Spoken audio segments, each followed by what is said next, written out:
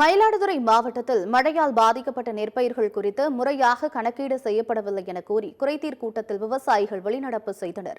மயிலாடுதுறை மாவட்டத்தில் கடந்த ஜனவரி 18ஆம் தேதி பருவம் தவறி பெய்த கனமழையில் 68,000 ஏக்கர் நெற்பயிர்கள் நீரில் மூழ்கி சேதமடைந்துள்ளது.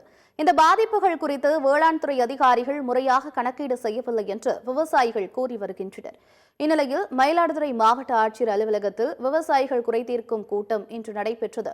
மழையால் சேதமடைந்த பயிர்களுடன் இந்த கூட்டத்திற்கு வந்திருந்த விவசாயிகள் முறையாக கணக்கீடு நடத்த கோரி முழக்கமிட்டனர். தொடர்ந்து வெளிநடப்பு செய்த விவசாயிகள் சேதமடைந்த நெற்பயிர்களை ஆட்சியர் அலுவலக வாயிலில் கீழே போட்டு ஆர்ப்பாட்டத்தில் ஈடுபட்டனர். குறைதீர்ப்பு கூட்டத்தை புறக்கணித்து விவசாயிகள் வெளிநடப்பு செய்திருக்கிறார்கள். இதுக்கு முக்கியமான காரணம் பருவம் தப்பிய மழையால் ஏறத்தாழ 85,000 ஏக்கர் சம்பா பயிருக்கு அறுவடைக்கு காத்திருந்த நிலங்கள் நெற்பயிர்கள் மிகப்பெரிய பாதிப்புக்கு உள்ளாகியிருந்தது. அமைச்சர்கள் அதிகாரிகள் வந்து பார்த்தாங்க.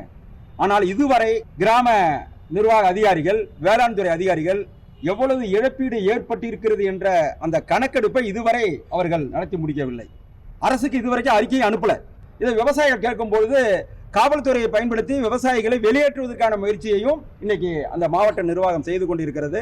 அவர்கள் போர்க்கால அடிப்படையில் இந்த வேலையை கணக்கீட்டை முடித்து உரிய இழப்பீட்டை விவசாயிகளுக்கு பெற்றுத்தர வேண்டும் என்ற காரணத்தை சொல்லி விவசாயிகள் இன்றைக்கு விவசாயிகள் குறைதீர்ப்பு கூட்டத்தை புறக்கணித்து வெளிநடப்பு செய்துள்ளோம் என்பதை தெரிவித்துக் கொள்கிறோம்.